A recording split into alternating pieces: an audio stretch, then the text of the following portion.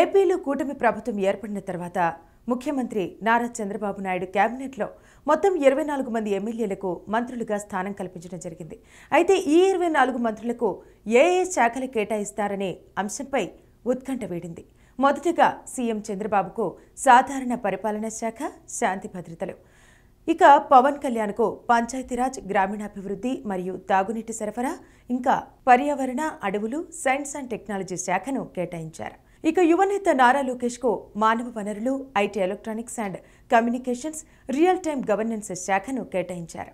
వంగలపూడి అనితకు హోంశాఖ మరియు విపత్తు నిర్వహణ, అచ్చెన్నాయుడుకు వ్యవసాయం మరియు సహకార, మార్కెటింగ్, పశుసంవర్ధక శాఖ మంత్రిగా కేటాయించారు. ఇక కొల్లు రవీంద్రకు గనులు, జియాలజీ, ఎక్సైజ్ శాఖను కేటాయించారు. నాదెండ్ల మనోహర్కు ఆహార, పౌర సరఫరా శాఖను కేటాయించారు. పొంగూరు నారాయణకు మున్సిపల్ పరిపాలన, పట్టణాభివృద్ధి శాఖను కేటాయించారు. సత్యకుమార్ యాదవ్కు ఆరోగ్యం, కుటుంబ సంక్షేమం, వైద్య విద్య శాఖను కేటాయించారు. నిమ్మల రామనాయుడుకు జలవనరుల అభివృద్ధి శాఖను కేటాయించారు. ఎన్ఎండి ఫరూక్కి న్యాయశాఖ, మైనారిటీ సంక్షేమం శాఖను కేటాయించారు. ఆనం రామనారాయణ రెడ్డికి దేవాదాయ శాఖను కేటాయించడం జరిగింది. పయ్యావుల కేశవ్కు ఆర్థికం, ప్రణాళిక, వాణిజ్య పన్నులు, అనగాని సత్యప్రసాద్కు రెవెన్యూ, స్టాంపులు, రిజిస్ట్రేషన్ల శాఖను కేటాయించారు. కొలుసు పార్థసారథికి గృహ నిర్మాణం, సమాచార శాఖను, డోలా శ్రీ బాల వీరాంజనేయ స్వామికి సాంఘిక సంక్షేమం, సచివాలయం, గ్రామ వాలంటీర్ల వ్యవహారాల ఇన్ఛార్జిగా కేటాయించడం జరిగింది. గొట్టిపాటి రవికుమార్కు విద్యుత్ శాఖను కేటాయించడం జరిగింది.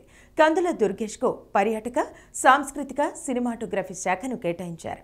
గుమ్మడి సంధ్యారాణికి మహిళా శిశు సంక్షేమం, గిరిజన సంక్షేమ శాఖను కేటాయించారు.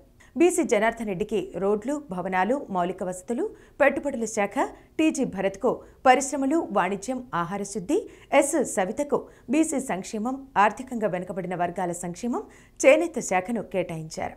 ఇక వాసంశెట్టి సుభాష్కు కార్మిక, పరిశ్రమలు, బీమా, వైద్య సేవలు, ఇక కొండపల్లి శ్రీనివాస్కు ఎంఎస్ఎంఈ, సర్ప్, ఎన్ఆర్ఐ వ్యవహారాలు, మండిపల్లి రాంప్రసాద్ రెడ్డికి రవాణా, యువజన, క్రీడా శాఖల మంత్రిగా కేటాయించారు.